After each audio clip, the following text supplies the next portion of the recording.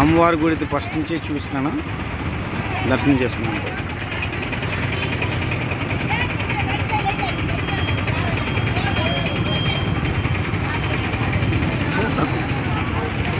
చాలా తక్కువ టైంలో బాగా డెవలప్ చేశారు.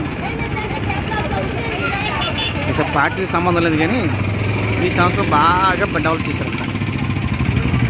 ఈ పార్టీ గురించి మాట్లాడినాం.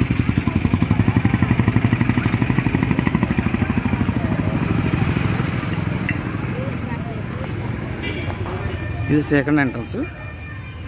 అలాగే అమ్మవారి ప్రేమతో కోనూరు రత్నమాల కోలు కట్టారు. ముందు వాటర్ ప్లాంట్స్ అక్కడ ఉండేవి, వాటర్ కడుక్కునేవి అంతాను. ఇప్పుడు ఏం చేశారంటే దీనికి డ్రింకింగ్ వాటర్ వేరే పాయింట్ పెట్టారు. అలాగే కడుక్కునే పాయింట్స్ కొంచెం లోనికి పెట్టారు. కొంచెం ఆహ్లాదకరమైన వాతావరణంతో తయారు చేశారు ఈ మొత్తం పరిసరాలని.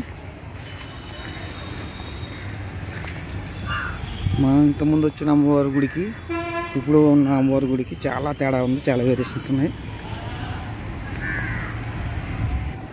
ఇది కోవులు వెనక భాగం, కోళ్ళు మేకలు బలిచ్చే ప్లేస్ ఇది. అంతకుముందు పెహరీ వెనకతల ఆ తోటలు ఇచ్చేవారు, ఇప్పుడు కోవులు లోపల ఇస్తున్నారంట. అలాగే రావి చెట్టు, మామిడి చెట్టు, రావి చెట్టు. ఇది కోవులు వెనక భాగం.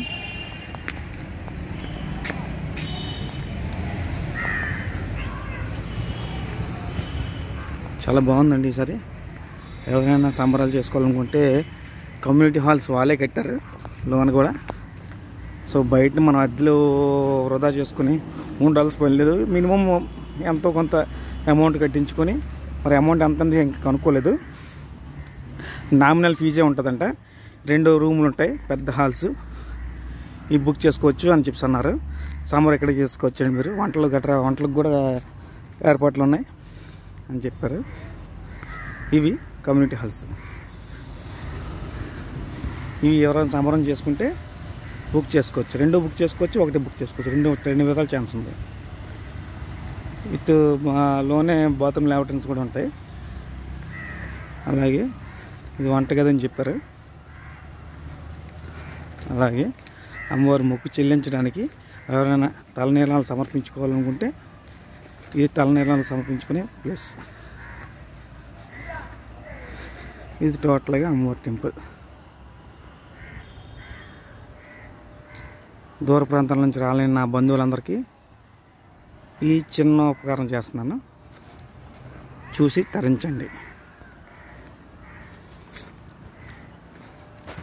ఎంత చూపిస్తున్నాను, నా ముఖం కూడా చూపించాలి కదా.